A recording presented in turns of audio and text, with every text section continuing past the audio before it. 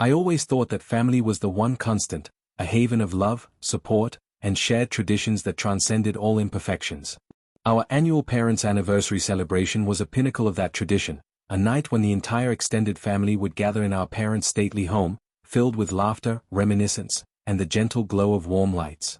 For as long as I could remember, that night had been the one when every smile, every loving glance, and every shared memory seemed to promise that nothing in the world could ever break the bonds we held so dear. I had always believed that these gatherings, with their predictable joy and familiar comfort, were proof that our family was invincible, even when hidden under layers of silent struggles. But that belief was shattered on one fateful anniversary, a night that began like any other but would soon descend into a revelation so devastating that it forced me to question everything I had ever held true. I had been engaged to Elena for nearly 2 years, and while our relationship had its share of quiet arguments and unspoken insecurities, I had believed in the strength of our love. Elena was gentle, thoughtful, and full of hope about the future we planned together. I trusted her implicitly, and in many ways, I took pride in the way our families had come together around our union. Our engagement had been celebrated as a melding of hearts and two families coming together in joyful approval. That particular evening, as our parents' anniversary was celebrated with a lavish dinner party, I felt an unusual blend of anticipation and anxiety. I had spent the afternoon ensuring that everything was perfect, a suit pressed to perfection, a nervous smile practiced in the mirror, and a heart that fluttered with excitement at the thought of another magical family night.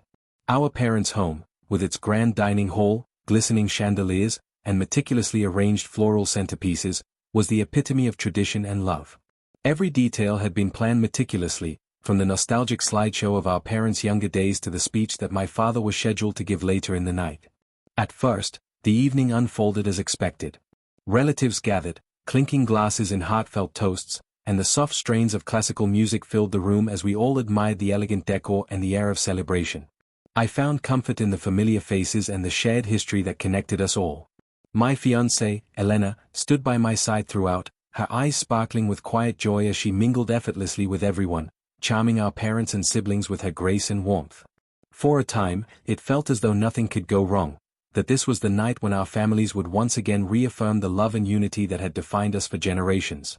But as the evening wore on, a subtle undercurrent of tension began to manifest. I noticed my brother, Marcus, who had always been the wild card in our family, a man of impulsive decisions and reckless charm, glancing around the room with an intensity that was out of character. His eyes darted across the crowd, lingering a bit too long on Elena, even as she laughed and conversed with our relatives. At first, I dismissed it as a fleeting moment of mischief, but a disquieting feeling began to seep into the edges of my consciousness. The turning point came unexpectedly. Midway through the celebration, as our parents stood to make a toast to their enduring love, a commotion erupted near the entrance of the dining hall. I was in the midst of clapping along with a particularly touching speech when I heard hushed voices and the rapid shuffle of footsteps. Curious and increasingly unsettled, I excused myself from the table and moved toward the sound. The corridor beyond the dining room was dimly lit, and there, around a corner, I saw something that made my blood run cold, a sight I never imagined I would have to witness. There, half hidden behind a set of ornate double doors, I caught a glimpse of Marcus and Elena together. They were speaking in hushed, urgent tones, their body language intimate and filled with an intensity that belied the formality of the occasion. For a moment, I couldn't breathe, I stood frozen, the corridor spinning around me as a wave of disbelief and dread washed over my senses. Every instinct screamed that something was terribly wrong, yet I couldn't tear my eyes away from the unfolding scene. In that suspended moment, it became painfully clear that the foundation of trust on which I had built my world was beginning to crack. The shock of that sight sent me reeling. I staggered back toward the dining hall, my heart pounding so fiercely I could hardly hear my own thoughts. I tried to steady myself by focusing on the familiar sounds of laughter and clinking glasses, but inside, I was unraveling. Every minute that passed was a torment as I wrestled with the realization that my fiancée, the woman I had chosen to build a future with, had been sharing secret moments with my own brother. The betrayal was unimaginable, a cruel twist of fate that struck at the very core of my being.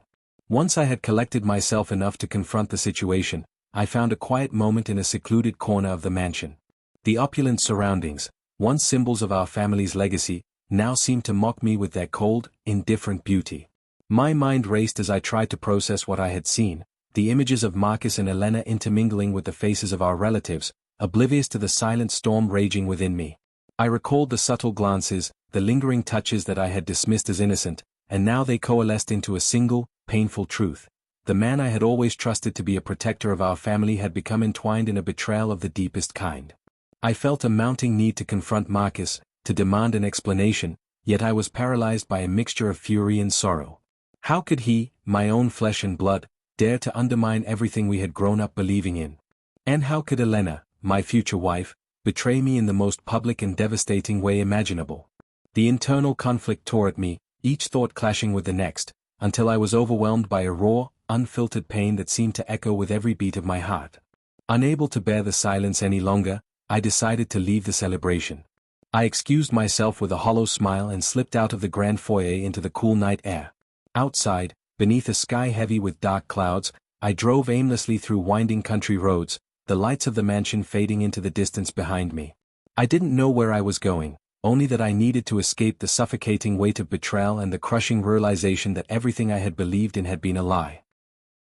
For the rest of that night and into the early hours of the morning, I parked my car on an empty overlook, far from the prying eyes and whispered judgments of our family.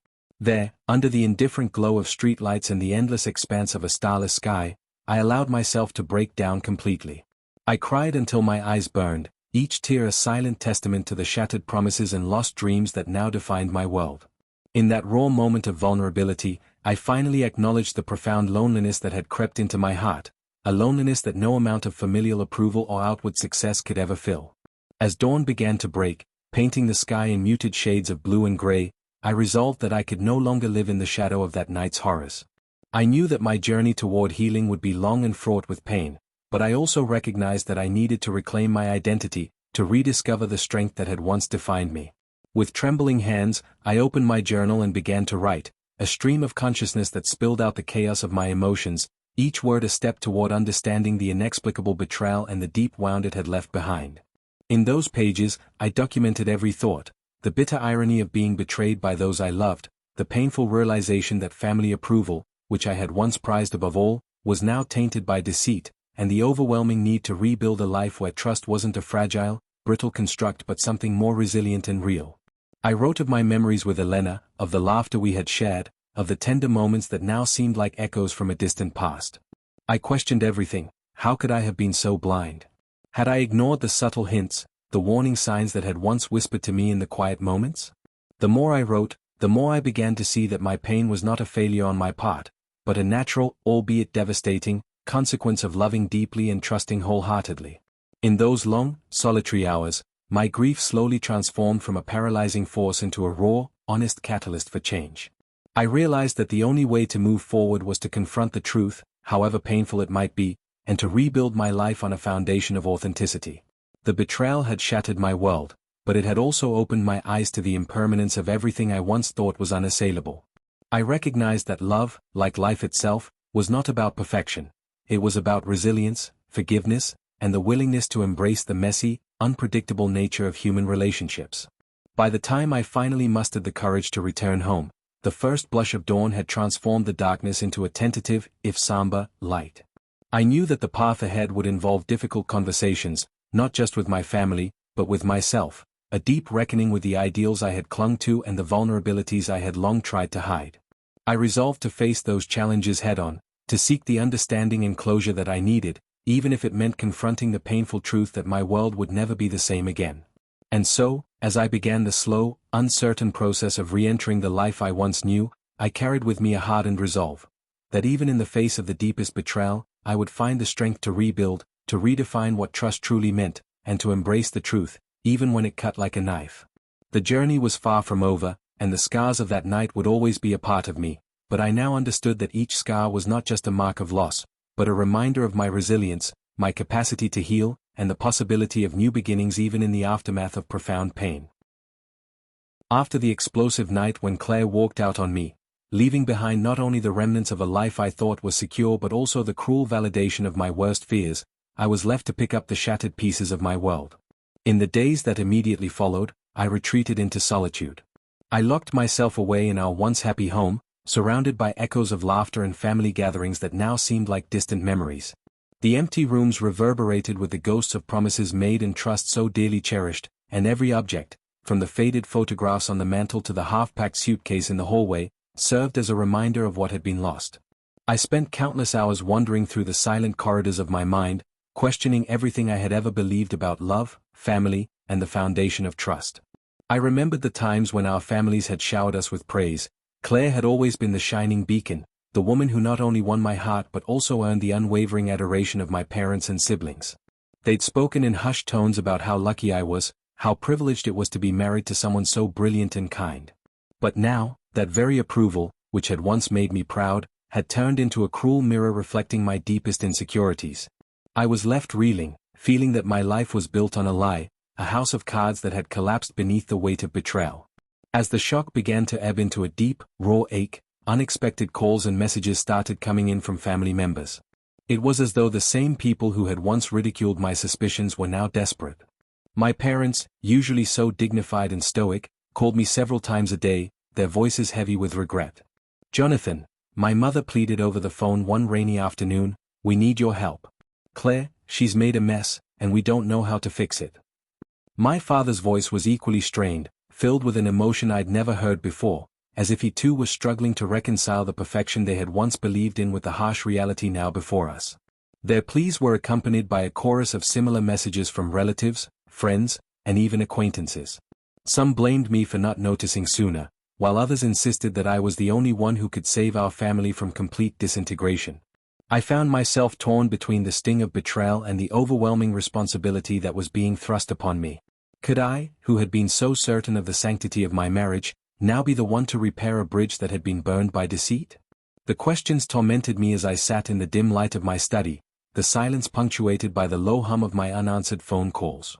In a desperate bid to find clarity, I turned to my old journal, the one I had maintained during the early days of our marriage, filled with the hopes and dreams of a future unburdened by secrets. I flipped through the pages, each entry a snapshot of a time when I had believed that love was simple and pure. I remembered the long walks we'd take under a starlit sky, the gentle conversations over candlelit dinners, and the tender moments of vulnerability that had once drawn us closer. Now, each memory stung like a shard of glass, a painful reminder of everything that had gone wrong. It was in those pages that I began to understand that my doubts, which had once been ridiculed by those around me, were not the source of my weakness but the seed of my eventual awakening. I reached out to Dr. Harris again, seeking his guidance as I tried to navigate this new reality. In our sessions, I forced myself to confront the bitter irony of it all, how a marriage celebrated for its perfection had crumbled because the truth could no longer be contained. "Jonathan," he said during one session, his tone gentle yet firm, "sometimes the ones we trust the most are the ones who hurt us the deepest. What you're feeling is valid. This isn't about blame, it's about understanding and rebuilding, if that's what you want." His words, though painful, slowly began to thaw the ice of my anger. I started to see that while the betrayal had left an indelible mark on my heart, it might also serve as a catalyst for profound personal growth. Amid the therapy sessions and my long nights with the journal, I began to notice subtle changes in my surroundings. Family members who had once laughed off my suspicions now approached me with quiet regret. At a small dinner at my parents' house, an evening that had begun with stiff, awkward pleasantries, I could sense a shift in the atmosphere. My mother, with tears glistening in her eyes, reached out to squeeze my hand. "We're so sorry, Jonathan," she whispered. "We never meant to make you feel like you were wrong. We thought we were protecting you, but we see now that we were only deepening the wound." My father's stern expression softened, and for the first time, I saw the remorse in his eyes. It was as if the facade of perfection they had so carefully maintained had finally cracked, revealing the messy, painful truth beneath. Their apologies, though they couldn't undo the damage, planted a seed of reconciliation, a fragile hope that perhaps our family could one day heal from this collective betrayal. As the days turned into weeks, I found myself in a delicate balancing act. I was managing the relentless pain of betrayal while also trying to mend the fractures within myself. I began taking long walks at dawn, the quiet solitude of early morning providing a space for me to gather my thoughts and confront my inner demons. I revisited the places we had once frequented together, the park where we'd strolled hand in hand, the little cafe where we'd shared secrets over coffee, and each visit was bittersweet, filled with memories that were both a source of comfort and a painful reminder of what had been lost. One particularly transformative morning, as the sun broke over the horizon in a cascade of brilliant hues, I sat by a quiet lake on the outskirts of town. The water was calm, its surface reflecting the emerging light like a promise of renewal. I took out my journal and began to write, not just about the betrayal, but about my vision for the future.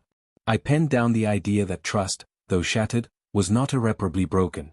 I wrote about the need to redefine what it meant to love and to be loved, a love that was not based on appearances or family approval, but on the unvarnished truth of our humanity. With every word, I felt a weight lift, however slightly, as if the act of writing was slowly rebuilding the bridge between the past and the future. In the midst of my internal journey, the pressure from my family continued to mount. They called me frequently, pleading with me to return home and help sort out the chaos that had ensued in the wake of Claire's betrayal. "Jonathan," my cousin pleaded over the phone one afternoon, "we need you now more than ever. Claire's gone, and we're all falling apart.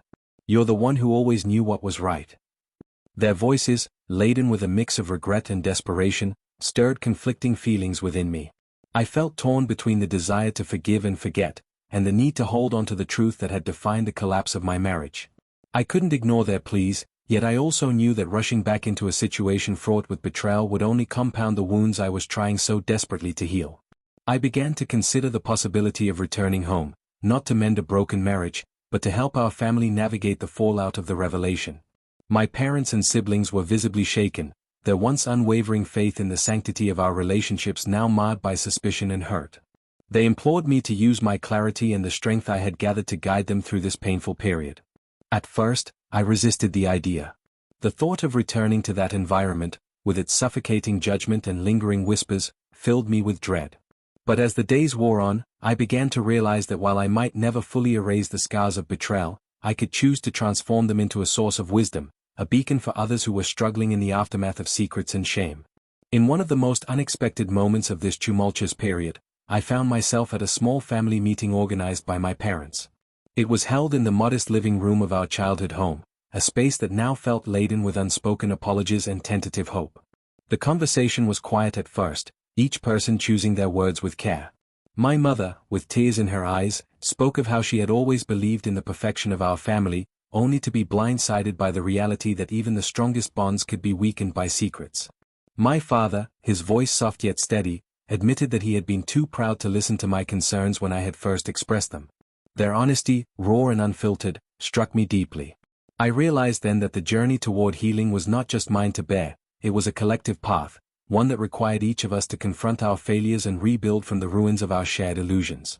Encouraged by that small step toward reconciliation, I decided that I would eventually return home, not to force a reunion or to forgive immediately, but to help guide our family toward a new understanding of what love and trust should be. I began by offering small words of wisdom and support over the phone, sharing my experiences from therapy and my reflections on how betrayal, painful as it was, could also serve as a turning point for growth. Gradually, the relentless accusations and the cruel laughter that had once cut so deeply began to give way to a more compassionate, if tentative, dialogue. My family began to see that my doubts were not a flaw, but a necessary counterweight to the unyielding illusions they had all clung to for so long. As spring advanced and the harshness of winter slowly melted away, I felt the first signs of healing take root in my soul. The wounds were still there, faint scars etched across my heart, but they no longer defined me entirely. I started to explore new possibilities for my own future, considering not just the pain of the past but the potential for a life rebuilt on truth and self-respect. I began to attend creative writing workshops again, using my art to process the complex layers of betrayal and redemption.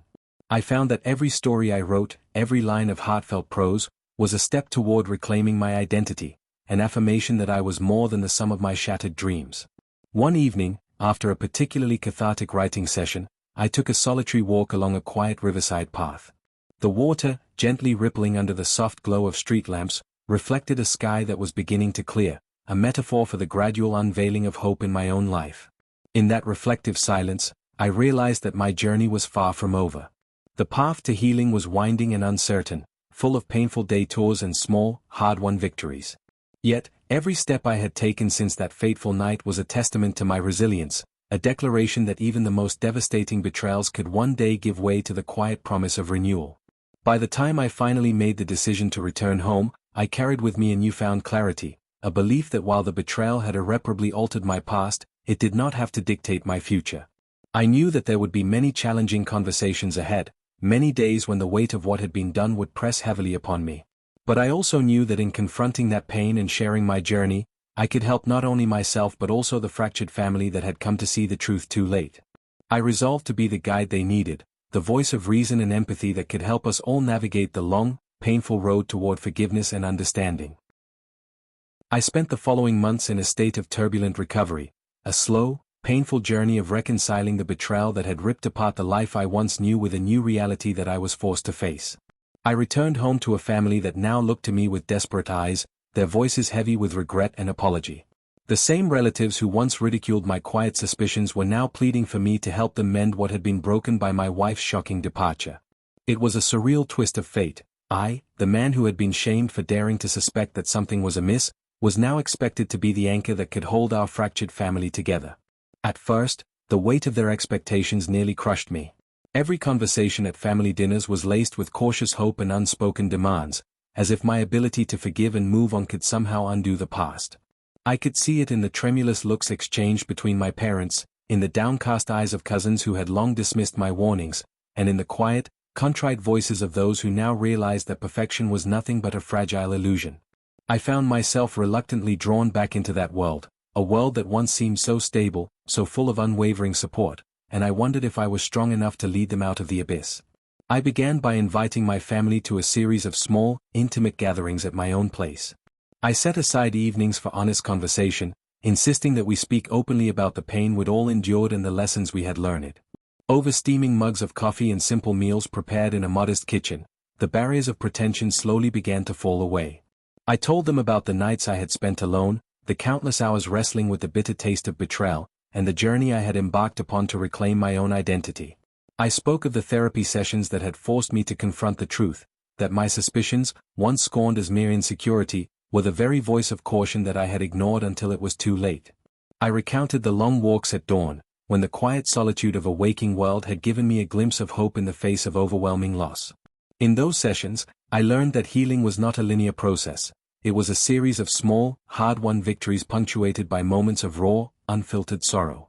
I described to my family how I had taken up writing again, channeling the searing pain of betrayal into pages filled with memories and reflections. I read aloud excerpts from my journal, passages that spoke of a time when I had believed in the sanctity of our marriage and of the deep, slow realization that true love was built on both vulnerability and honesty. As I spoke, I could see the tears glistening in their eyes, a silent acknowledgement that each of us, in our own way, had been complicit in upholding an ideal that was too brittle to withstand the truth. There were days when I would sit with my father on the back porch of our childhood home, listening as he recounted his own regrets, his admission that he had been too proud or too blind to heed my earlier warnings. In one such quiet moment, under the soft glow of a fading autumn sun, he reached out and said, "Jonathan, you were right all along. I wish we had trusted your heart instead of clinging to our illusions of perfection." His words, heavy with remorse, struck me deeply. I realized that this journey toward healing wasn't solely about mending the fractured remnants of my own heart, but also about helping our family see that sometimes, the pain we resist is the very pain that can set us free if we allow it to transform us. As spring blossomed, so too did our efforts to rebuild. I gradually assumed the role that no one else had expected me to, the role of the mediator, the steady presence who could guide our family through this difficult transition. I organized family meetings in which we would share our hopes for the future and our fears about the past, always emphasizing that forgiveness was not an act of forgetting, but a conscious decision to move forward together. It was not an easy process. There were many times when the wounds reopened, when old arguments flared up in the midst of tender moments, and when the sting of betrayal seemed almost too much to bear. Yet with each difficult conversation, with every tear shed in the quiet corners of our reunion dinners, I began to sense that we were slowly crafting a new narrative, a narrative in which our shared history, with all its imperfections, could be the foundation for a deeper, more honest connection. One pivotal evening, several months into this process of painful reconciliation, I hosted a dinner at my own modest home. The table was set simply, yet with care, a reflection of a new beginning rather than a return to the grandiosity of the past. My family gathered with a mixture of apprehension and hope, each person aware that the night could mark a turning point. As we ate, I invited each relative to share a memory of our family that had always meant something special, a moment of laughter, a shared secret, a quiet act of kindness. One by one, they spoke, their voices tinged with the vulnerability of realizing that behind every family, no matter how outwardly perfect, lay a web of hidden pain and regret. In that exchange of memories, I saw the first glimmers of healing, each story a stitch in the fabric of a new bond, each tear a cleansing salve for old wounds. Later that night, as the family slowly dispersed and the soft strains of a goodbye lingered in the air, I found myself alone on the back porch. The cool breeze carried with it the scent of night-blooming jasmine, and the sky above was a vast expanse of dark, endless possibilities. In that quiet moment of solitude, I reflected on the long, winding journey that had brought me here, a journey marked by the bitter sting of betrayal, the heavy burden of public shame, and the unexpected, transformative power of forgiveness. I realized that the scars I bore were not simply marks of loss, they were also the roadmap of my survival, a testament to the resilience of the human spirit even in the face of the most profound heartache. I knew that I would never be able to erase the past entirely. The images of that fateful anniversary, of my fiancé laughing with my brother behind closed doors, of the hushed whispers and the accusing glances of family members, would always be etched in my memory. But I also recognized that the future was not predetermined by those painful moments. I had the power to shape my life moving forward, to choose how I would let those scars influence my path. With each new day, I resolved to build a life grounded in authenticity, a life where trust was earned slowly and where love was celebrated not for its perfection, but for its honest, messy reality. In the final analysis, I came to see that the journey of healing was a collective one, a process that required not only my own transformation but also a willingness from my family to embrace the truth and learn from it. I took comfort in the knowledge that every small act of understanding, every sincere apology, every moment of shared vulnerability was a step toward a more compassionate, resilient future. I learned that forgiveness is not an event but a daily commitment, a quiet choice to let go of bitterness and to allow hope to bloom once again in the heart of pain. Now, as I write these final words, I feel a cautious optimism stirring within me, a quiet assurance that even the deepest betrayals can pave the way for a profound renewal of the human spirit. I have emerged from the dark shadows of that long-ago night not unscathed, but wiser and more determined to live a life defined by honest connection and the unyielding belief that, no matter how shattered we may become, we always have the capacity to rebuild. With each breath, I choose to honor the lessons learned, to treasure the bonds that have been reforged through truth and vulnerability, and to look forward to a future where every ending carries within it the promise of a new beginning.